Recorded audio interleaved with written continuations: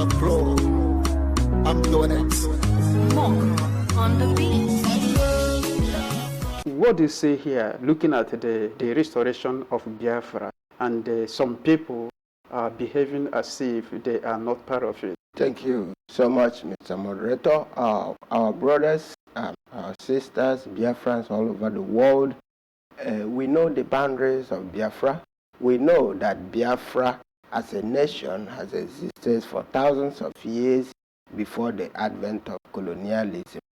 And in 1967, on the 27th day of May 1967, there was a meeting of the Eastern Region Consultative Assembly, whereby all the indigenous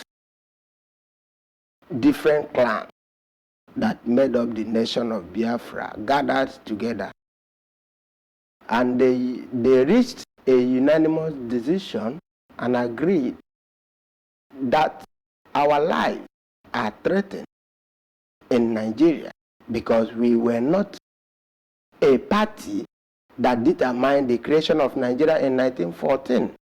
So the people of the old Eastern region at that Eastern Region Consultative Assembly meeting agreed unanimously that we must return to our nation of Biafra as we were before the colonialists came.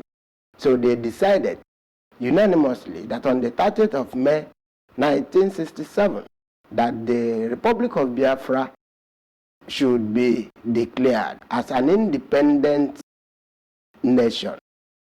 That is the background of who we are.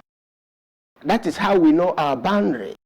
Nobody was left out during the declaration of Biafra in 1967. So today, we are looking at some Biafrans, especially non-Igbo speaking Biafrans, are talking about domination.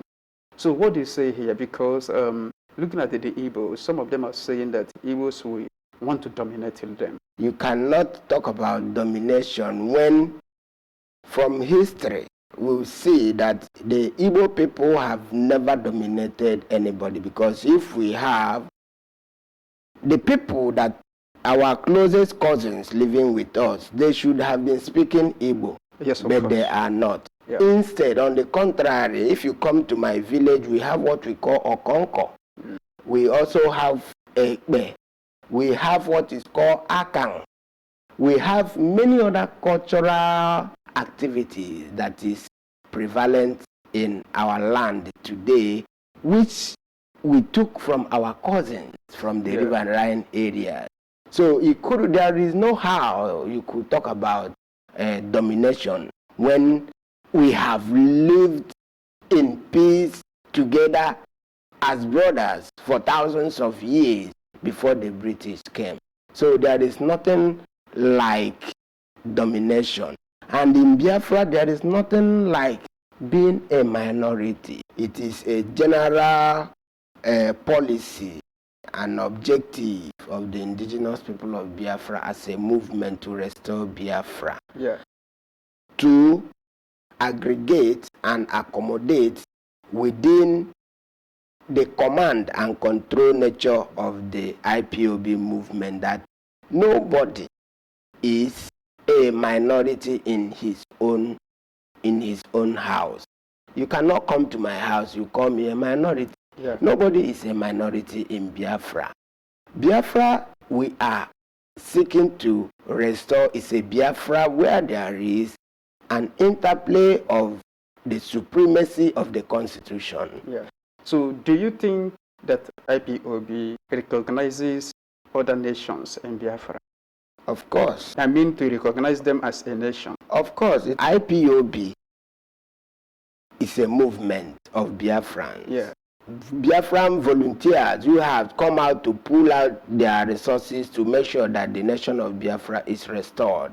So, from your question, it is very, very clear that Mazen Nnamdi Kanu, leading IPOB, even being an Igbo-speaking Biafran, does not mean that he is superior or Igbo people are superior. No. It is just that we have noticed the challenges and the dangers that we are facing. And we know that nobody will do it for us. Obama will not do it. Trump will not do it. Putin will not do it. Our freedom lies within our fingertips. We can say that IPOB recognizes other nations within the Biafra territory. That is what you're saying. They are nations. The template of IPOB is that Biafra will be a conglomerate of nations. A conglomerate of nations in the sense that in Biafra land, there will be a Jaw nation, there will be Igbo nation, there will be a Igala nation. All these nations will come together because we have one value system. So in this case, what type of government do you want to run when Biafra is restored?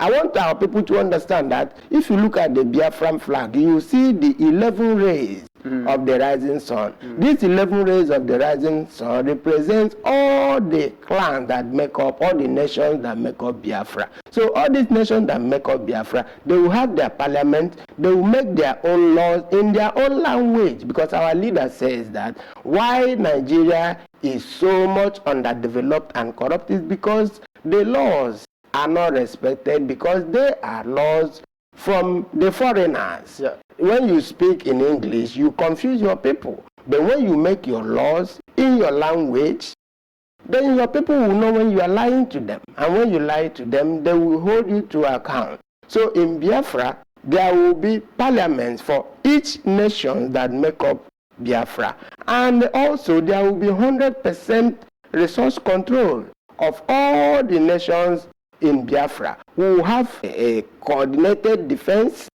and we have international relations and also commerce. These are the areas that will be under the administration of the Biafra nation. We have seen that there will be a complete resource control. There will be no domination. There will be no inequality. Everybody is equal before the law of Biafra. Yes. Every nation in Biafra will have the capacity to harness their own resources and promote their economic activities in order to make sure that every nation of Biafra grows at its own pace. Okay. Not to drag other people's back like as we see in Nigeria.